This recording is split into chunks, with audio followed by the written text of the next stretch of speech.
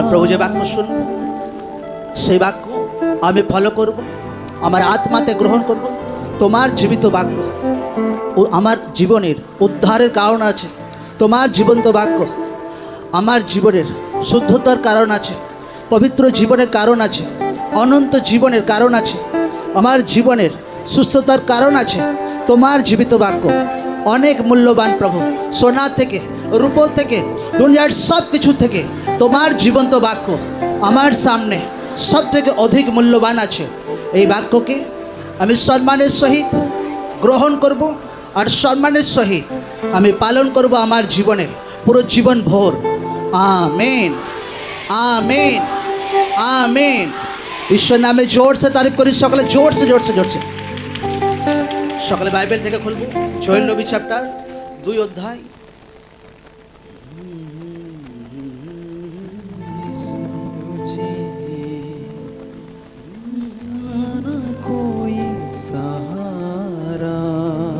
এই বাক্য আমি একদিন প্রিচ অনেকবার শুনেছি। এই জোয়েল নবী চ্যাপ্টারের বাক্য আমরা এই বাক্য থেকে প্রার্থনা করি, কিন্তু যদি পুরো জোয়েল চ্যাপ্টার যদি লোকরা পড়ে, পুরো জোয়েল চ্যাপ্টারে এই ছেলেগুলো বসো,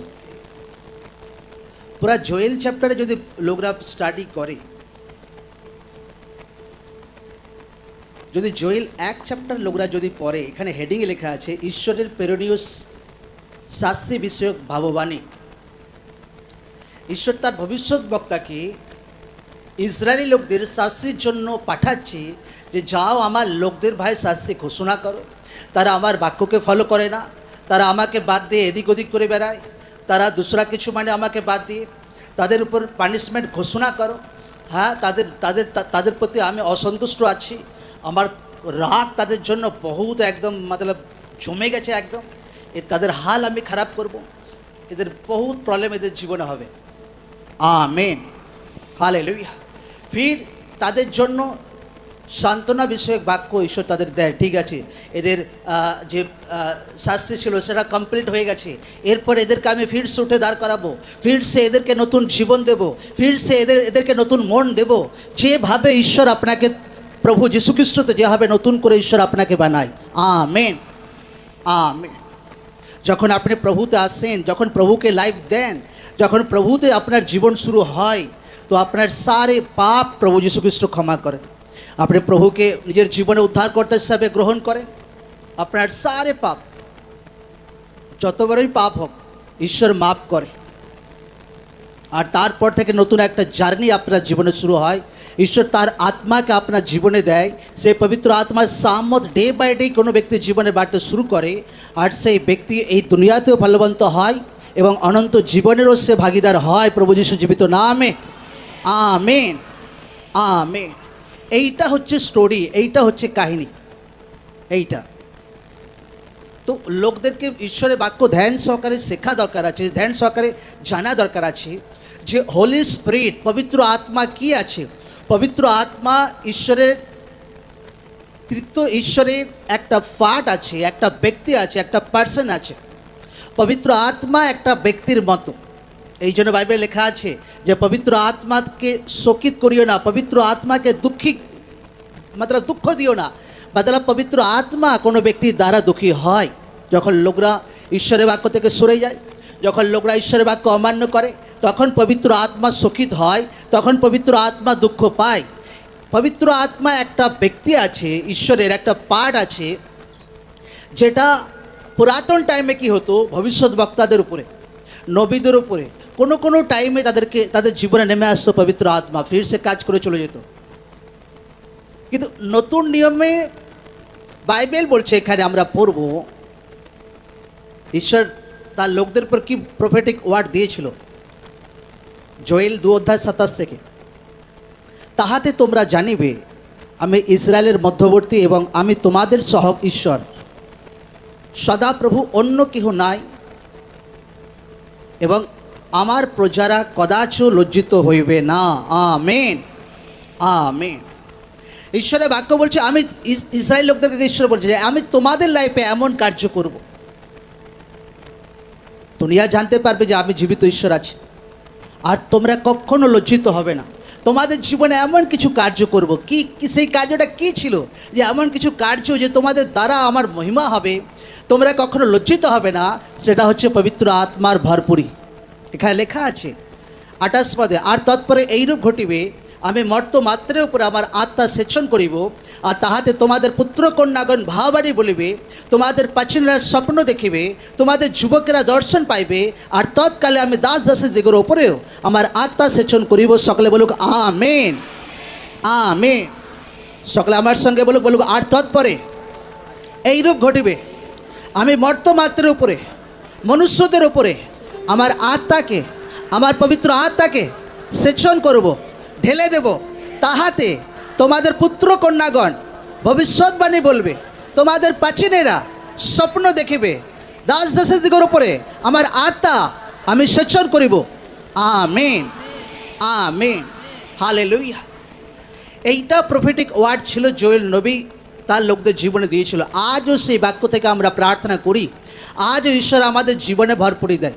এবার লোকরা হবে, আচ্ছা পবিত্র আত্মার ভরপুরি মতলব একবার পবিত্র আত্মা আমার জীবনে আমাকে ভরপুর করলো, ব্যাস সারে জীবনের হাল হয়ে গেল। নো, এরকম নয়, কেস এরকম নয়। যদি বাইবেল যদি স্টাডি করো প্রেরিতদের টাইমে, তো লম্বা টাইম যখন তারা যখন প্রার্থনাতে ছিল, তো পবিত্র আত্মা তাদের জীবনে নেমে এসেছিল। তারা অন্য অন্য ভাষায় কথা বলছিল।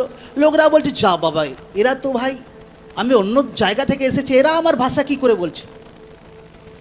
যদি কাউকে যদি বলি এখানে যে ভাই তুমি স্প্যানিশ ভাষায় কথা বলছো কি করে, যদি এখানে কেউ যদি আর্জেন্টিনা থেকে বসে আছে ভাই, তো আর সে তো যাও, এখানে ভাই স্প্যানিশ ভাষার লোক কী করে কথা বলছে, আর সেখানে পবিত্র আত্মা এমন আদার টাংস, এমন পরভাষাতে তাদের প্রার্থনা করাচ্ছিল, হার ব্যক্তি মনে করছিল যে আমার ভাষাতে কথা বলছে, আমার ভাষাতে ঈশ্বরের মহিমা করছে, আমার ভাষাতে ঈশ্বরের প্রশংসা করছে। এইটাকে বলে পরভাষার বরদান।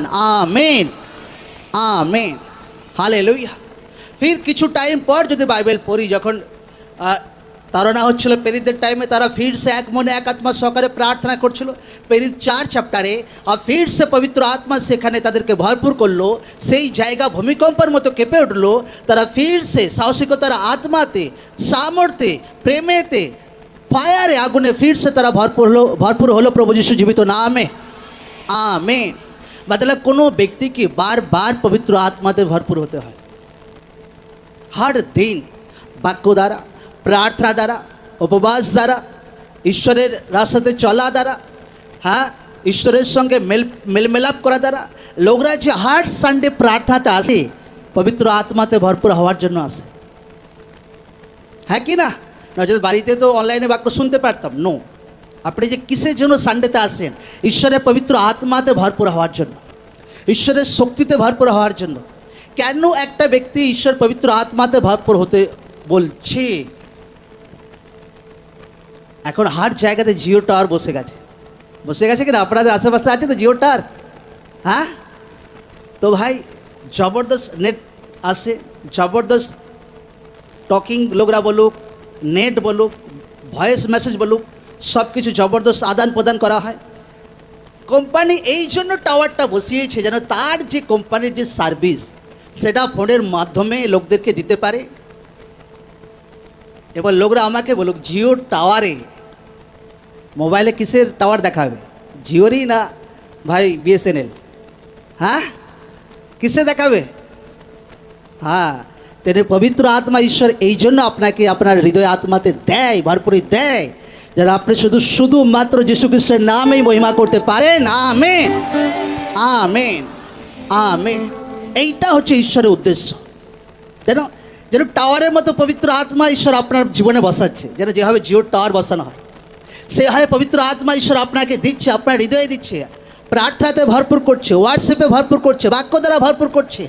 যেন পবিত্র আত্মার টাওয়ার ঈশ্বর এই জন্য আপনার ভেতরে বসাচ্ছে, যেন ঈশ্বরের ধাত আপনি বুঝতে পারেন, ঈশ্বরের আওয়াজ যেন বুঝতে পারেন, যেন কোনো শয়তানের আওয়াজ নয়, ঈশ্বরের টাওয়ারই শুধু আপনার জীবনে কাজ করে, ঈশ্বরের মেসেজই যেন আপনার জীবনে কাজ করে, ঈশ্বরের ভিডিও কলিংই শুধু আপনার জীবনে কাজ করে, ঈশ্বরের হোয়াটসঅ্যাপ, ঈশ্বরের সব কিছু যেন শুধু আপনার জীবনে কাজ করে, কোনো অন্ধকার শক্তির প্রভাব যেন আপনার জীবনে কাজ না করতে পারে।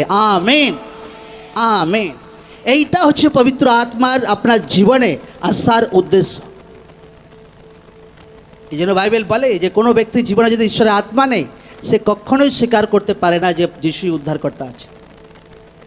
যদি লোকরা স্বীকার করেছে প্রভুকে নিজের জীবনে উদ্ধারকর্তা হিসাবে, তো লোকদেরকে বোঝা দরকার আছে যে আমার জীবনে ঈশ্বরের আত্মা আছে। हर ব্যক্তির জীবনে ঈশ্বরের আত্মা থাকে, কিন্তু সে পবিত্র আত্মার সামর্থ্যকে আরও বাড়ানো, আরও পাওয়ারফুল করা, আরও দান বরদানে নিয়ে যাওয়া, সেটা প্রার্থনা দ্বারা করা দরকার আছে।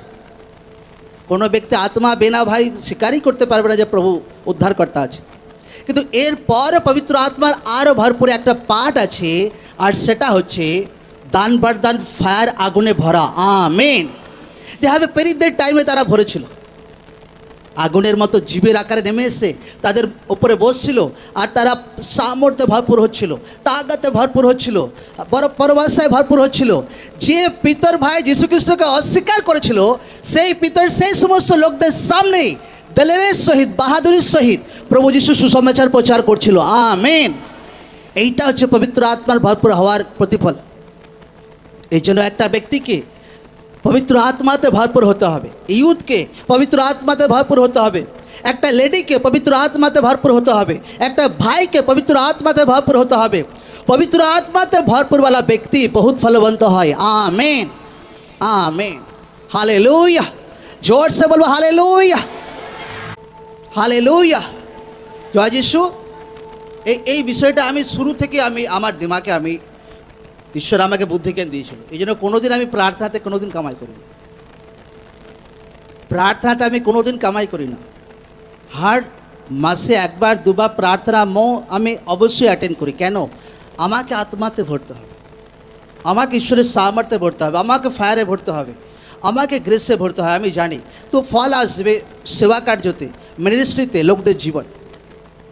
হার টাইম আত্মাতে ফুলফিল অল টাইম একদম।